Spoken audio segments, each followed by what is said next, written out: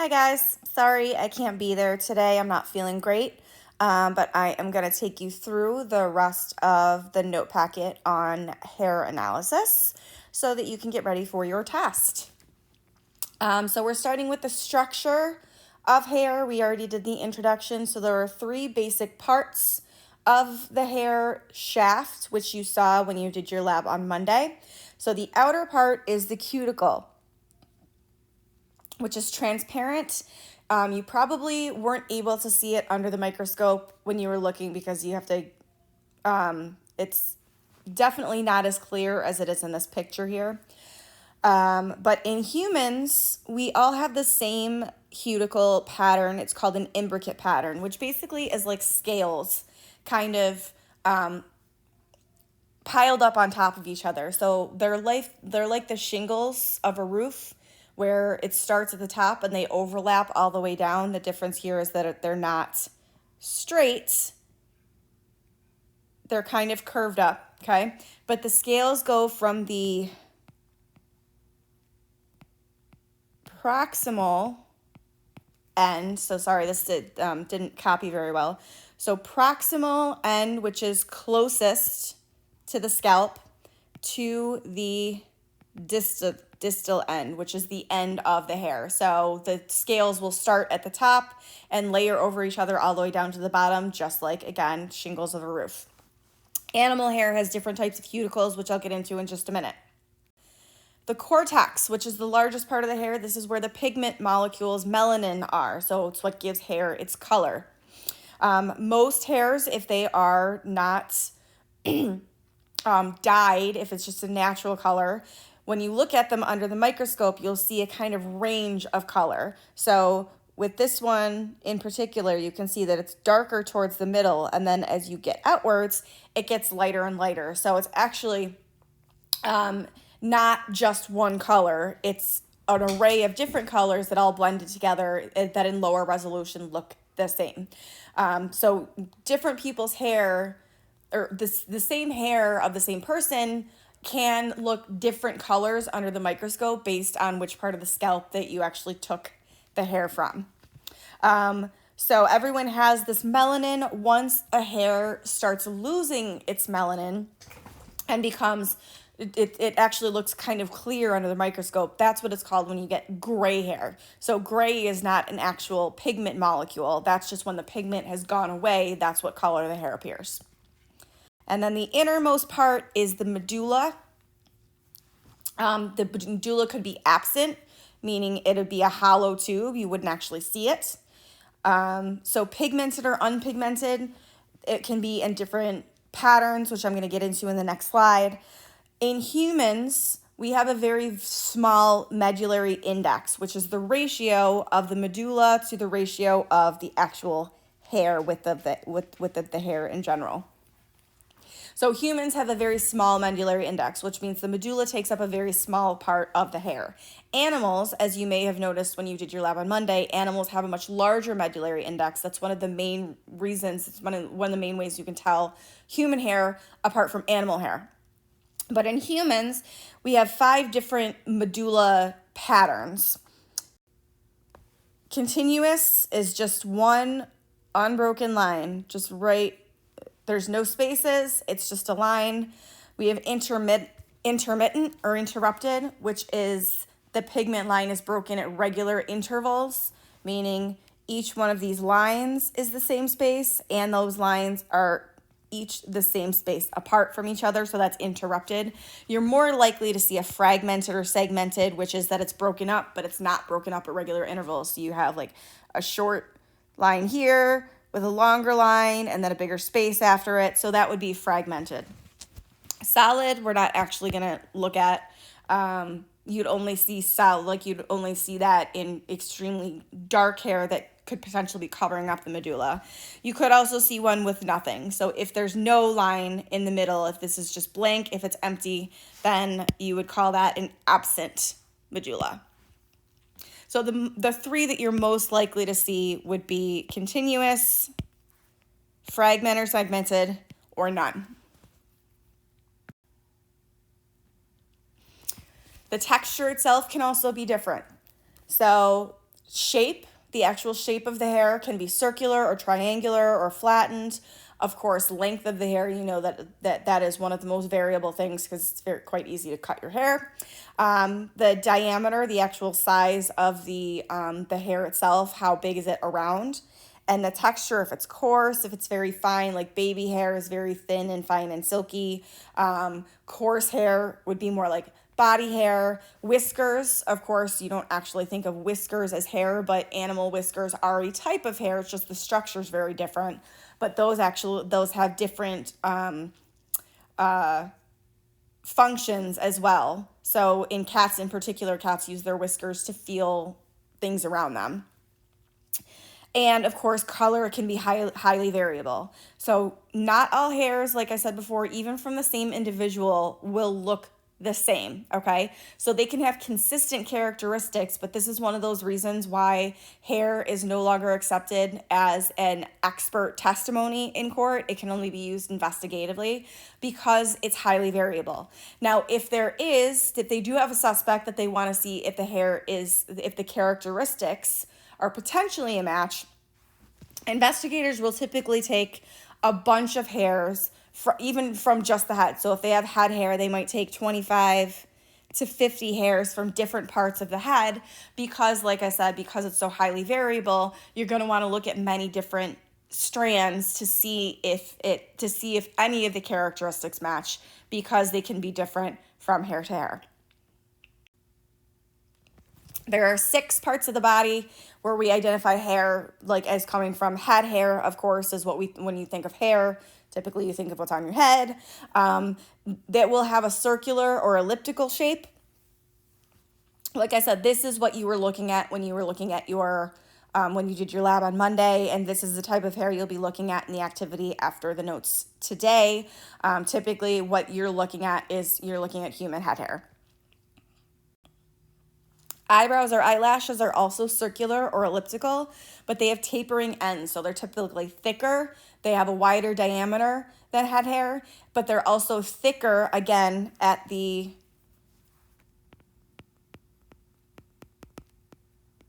proximal end,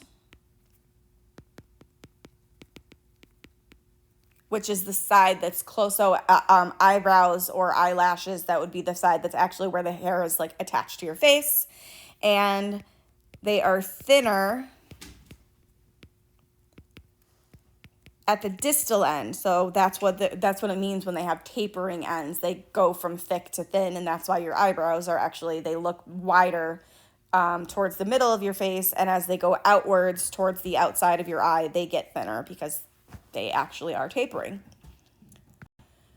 Beard or mustache hair is typically thicker, it's coarser, sometimes it's triangular, sometimes it will have even a double medulla. So instead of just one line, it'll have 2 lines in the middle, side by side next to each other. That typically would not happen in head hair.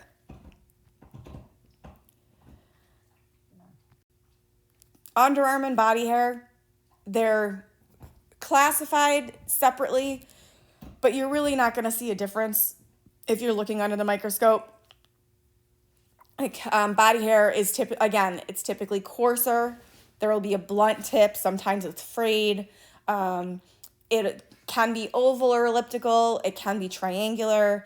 But it will be thicker and more coarse than head hair. But again, underarm and body hair, for some reason, I can't tell you exactly why, underarm hair is separated out from the rest of body hair, even though they look pretty darn similar. And pubic hair, which is typically oval but might have buckling or kinks, which is where it's not curly, but it kind of folds up in on itself a little bit, okay? That's what will happen. Again, might have a thicker medulla, but typically it's what we call kinked up hair, or the hair is buckled. That will be your that'll be your the typical way that you could tell the difference, the typical way you would identify pubic hair.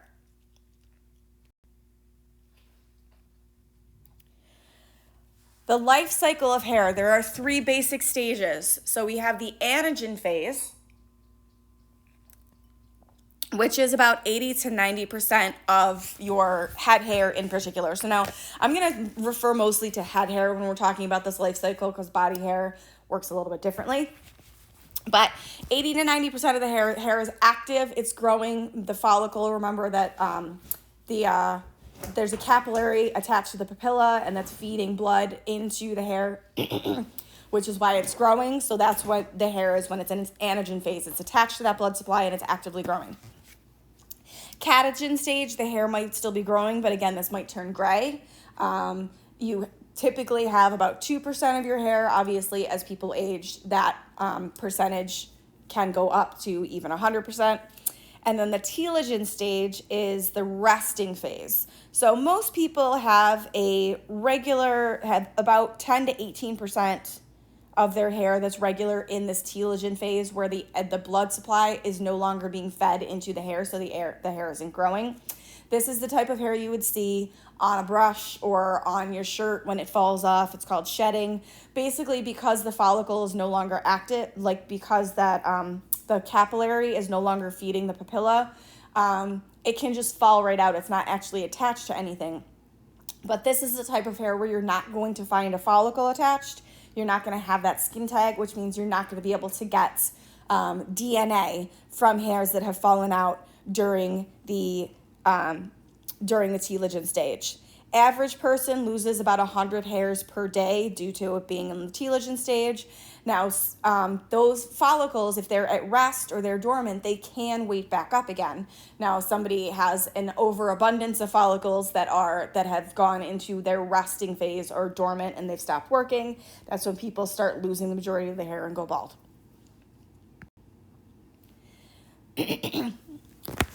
Bleaching or dyeing, you can actually see this under the microscope. It's typically pretty obvious if you're looking at color treated hair, because unlike natural hair color, which, like I said before, has kind of a variety of pigments within each individual hair, it can look lighter towards one side and darker towards another. Color treated hair is going to look uniform throughout the entire hair. So, if you've ever seen like the Hollywood actresses that have really dark hair and they all of a sudden they end up blonde. Well, the first thing they have to do, if your hair is going from dark to light, they have to bleach it. Over time, so bleaching removes the pigment, but over time it also actually dries the hair out of its natural oil, so hair ends up getting really brittle and straw-like. So the bleaching this is for people who are dark hair color and are trying to go light. If you have light hair color and you're trying to go darker, you can leave out the bleaching stage. But either way, the dyeing is just basically you're putting color into the cortex of the hair shaft. And like I said, again, it's just one color. So when you look at these pictures right here, there's no variation within each individual strand. They're all one color because you're coloring up the natural melanin with this new pigment. Now, if you have an entire hair, meaning entire hair with a follicle, so it's been pulled out of the head, you can estimate when it was last treated. Hair grows at about a rate of 1.3 centimeters a month. So if you have the follicle and that's the point where it starts, then every 1.3 centimeters from there would be 1 month. So if, let's say, you have a hair that has a follicle and the color treating doesn't start until about 2 centimeters or 2.5 centimeters away from the follicle, then it's probably been about 2 months since that hair was color treated. So you just divide the length of the dyed hair by 1.3 and you see how long ago it was treated. And when I'm going to talk about drug testing in just a couple minutes, and this is another way you can figure out a timeline of when a person took drugs. There are some generalized racial differences. So we have European, Asian, and African. Again, these are non-specific, meaning they're general ways. So people generally of European descent, people generally of Asian descent, so on and so forth. It does not account for someone maybe who's biracial, but they can be used. Again, all of the stuff that we're talking about in this class, in this analysis, is a way to narrow down your list of suspects, so you can actually compare the texture and coarseness of the hairs with, you know, a suspect's and a crime scene hair, just to give a generalized idea of what it is that you're looking for. So European hair, I know that you guys don't have a textbook, but this is what the textbook page would look like. European descent, generally you have straight or wavy hair. Again, you have the pigment is kind of evenly distributed. The pigment themselves are, they look like round molecules. You get color, you get different kinds of blonde, red, brown, black. Somebody of Asian descent typically will have very straight hair that has very dark and densely distributed pigment. So there will be a lot of pigment all with large diameters, and they're all kind of packed together. Whereas someone of African descent, hair can be curly or coiled or can have that buckling effect. And then the pigment itself is densely clumped, so it's not spread evenly, it's clumped into different spots. And the pigment molecules themselves tend to have a more flattened shape rather than a circular or oval. Now, the other differences between human hair and animal hair, I've already talked about the cuticles, so I'm going to get to the animal cuticles in just a second. The first difference is the pattern of pigmentation. So animal hairs, they typically have more pigment towards the middle, towards the medulla, whereas humans are the opposite. Human pigmentation is typically denser towards the outside, towards the cuticle. Pigments are also, in animals, typically they have something called ovoid bodies, which means they have solid masses of pigments as opposed to those pigment granules that are kind of evenly distributed through the hair. The second way, the medullary index. Again, medullary index is a ratio of the medulla to the hair. So it's always going to be a number between 0 and 1. So 0 is less than the medullary index, which is less than 1. Because it's a ratio. The medulla is inside the hair. So the biggest it could be is 1, and the smallest it could be, well, it doesn't exist. So I guess just be less than or equal to. The medullary index in humans is going to be 0.33 or less, which means essentially that the medulla takes up a third of the hair or less. Animals, hopefully you saw this in your lab again on Monday, the medullary index is going to be 0.5 or more, meaning it's going to take up at least half of the hair. So the medulla in this is cow hair is much, much thicker than the medulla in human hair. I would say this is probably the best way under our microscopes to tell the difference between human hair and animal hair. You're just going to look at the medulla, and you don't even have to measure. You can just eyeball it. If it takes up a third of the hair or less, it's human, and if it takes up a third of the hair, or if it takes up 50% or more, it's animal hair. Types of cuticles. So humans, like I said, they have the imbricate pattern, flat scales that are layered over each other, and this hair is actually upside down. It's going from bottom to top. And I can tell that because the layers, they're laid on top of one another going that way. So the bottom part here would be the top of the hair, and the top of this would be the bottom of the hair. I know, confusing. But that's what humans have. So all humans have imbricate, and essentially all animals have something else. There are a few breeds of dog that also can show an imbricate pattern, but for the most part, they're going to show either a spinous pattern, which is this. It resembles flower petals as opposed to those flat, narrow scales. So cats, seals, dogs, rabbits, all of these things would have a spinous cuticle. And then rodents, bats, rats, mice, would have what's called a coronal scale, which kind of looks like crowns or cones stacked on top of one another. So this would be your coronal, and this would be your spinous here. So again, with our microscopes, with the power of our microscopes, you typically can't see the cuticle very well. So it's probably easier to tell the difference using the medulla, but these are the different type. But if you have a more powerful microscope, this is what these different cuticle types would look like.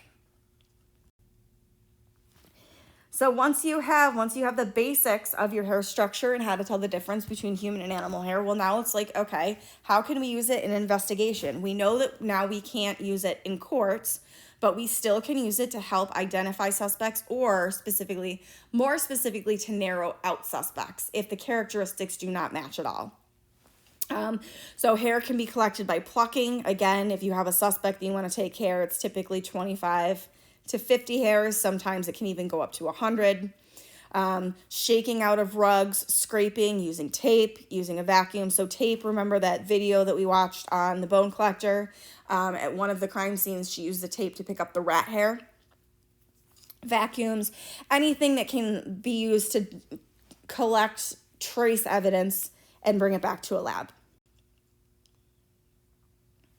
Hair, like we said in the introduction, hair is very easily transferable, which means you need to be really, really careful to prevent cross-contamination, because it's so easily transferred from one place to another that sometimes you can get something called a secondary transfer, where you might find hair that's consistent with a person. That person has never actually been there because it was carried by someone or something else.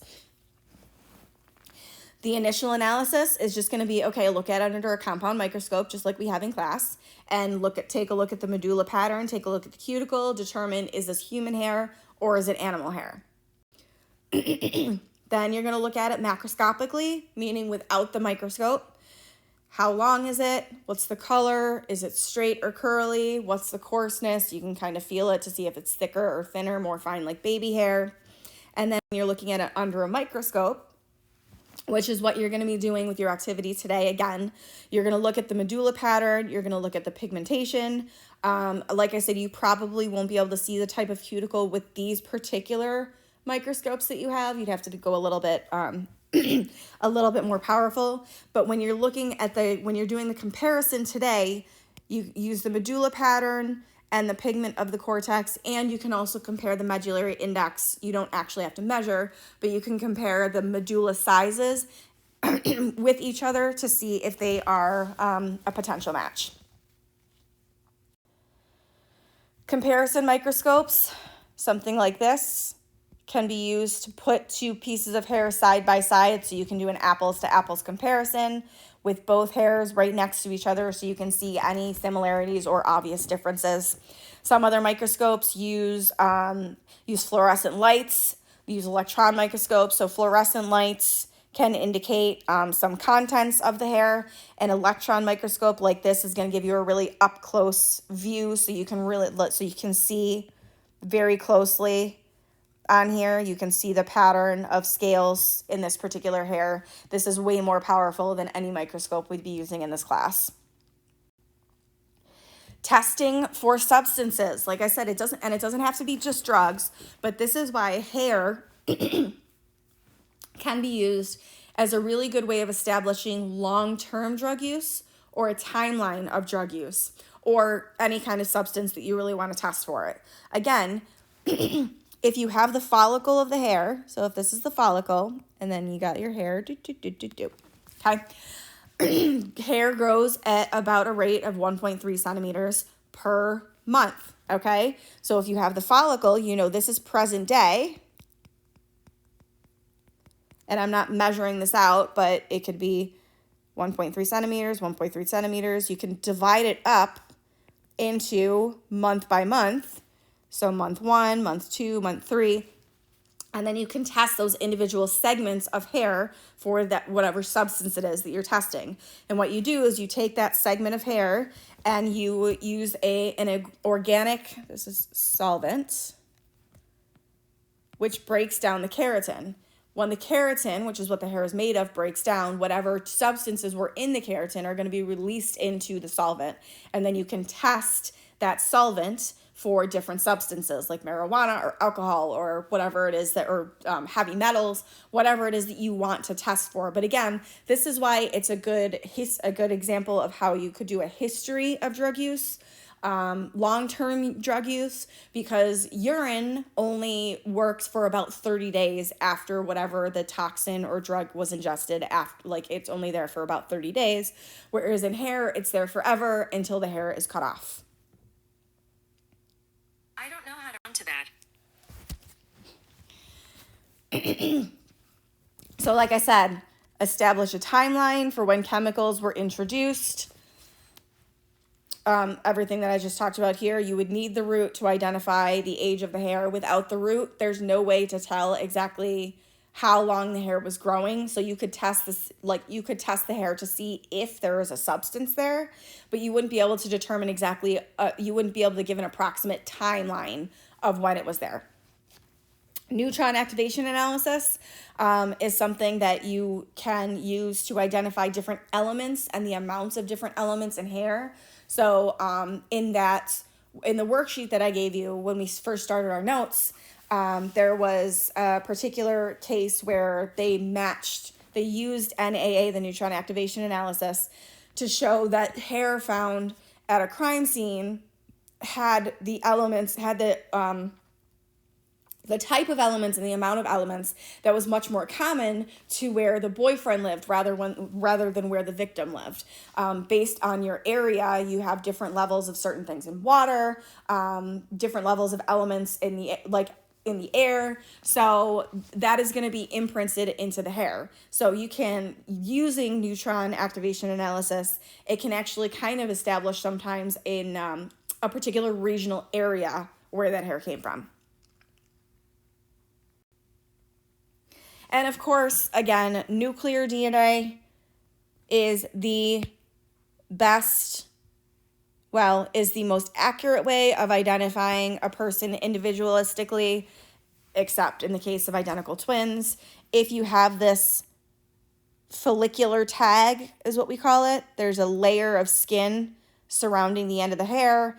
If a hair's pulled out of the head, it'll have, like, to your naked eye, it would look like basically a little tiny white bulb.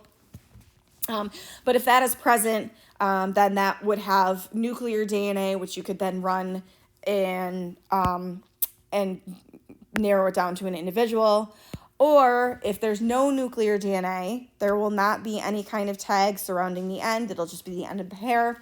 However, sometimes with hair, you might be able to get mitochondrial DNA, which I know you read about in Dead Reckoning, which can establish family lines, because mitochondrial DNA is inherited directly from mother to child. So a mitochondrial DNA will be able to, again, it's class evidence, narrow down your list of suspects. If you know that you have this mitochondrial DNA and it doesn't match someone, then you know for sure that that person didn't do it.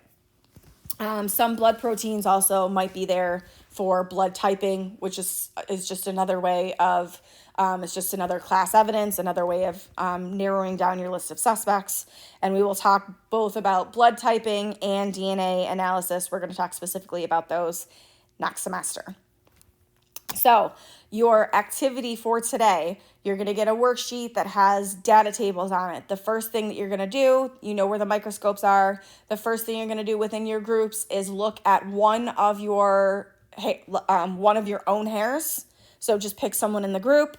You don't even need a slide. Just kind of put it on the microscope stage so that you can take a look at it and fill out data table 1 using that. And then there are 4 blue boxes of slides up in the at the front corner table, the teacher table in the front of the room. One is labeled crime scene. So you're going to pick one crime scene. It doesn't matter which, but make sure you indicate which one you have on your data table. So it says A through O. Some of them are missing, but just make sure you write down the letter that's on your particular slide. Fill out the data table with that. And then the other 3 boxes are suspects 1, 2, and 3. So you're going to look at all 3 of them. You're going to fill out data table on suspect 1, but then you have another data table that has suspect 1, suspect 2, suspect 3, and your observations. What you're going to do from there, once you've observed all 4 samples, is you're going to go back and you're going to determine if any of those suspects matches your crime scene or is consistent with your crime scene.